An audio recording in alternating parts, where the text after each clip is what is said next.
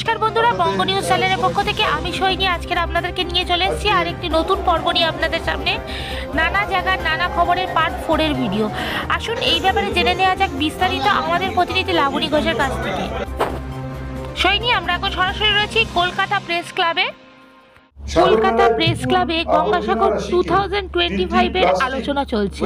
গতবারের রেকর্ড ভাঙলো এবারের গঙ্গাসাগর মেলায় এখনো পর্যন্ত 1,10,00,000 তীর্থযাত্রী এসেছেন।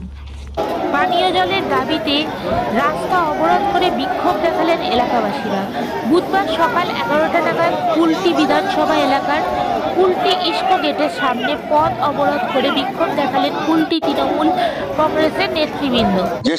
তাদের দাবি, দীর্ঘদিন ধরে পানীয় জলের সমস্যায় ভুগছেন এলাকাবাসী। সেগুলো সমস্ত বন্ধ করে দিয়ে ইসলামপুর আদালত থেকে আসামি নিয়ে যাওয়ার পথে পাঞ্জিপাড়ার দুষ্কৃতীদের গুলিতে জখম হলো 2 পুলিশকর্মী।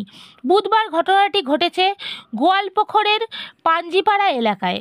জখম 2 পুলিশকর্মীর নাম নীলকান্ত সরকার ও দেবেন বৈশ্য।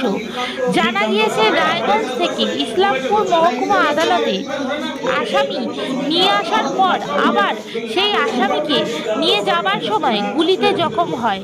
তবে কিভাবে গুলি চলল তা এখনো জানা যায়নি।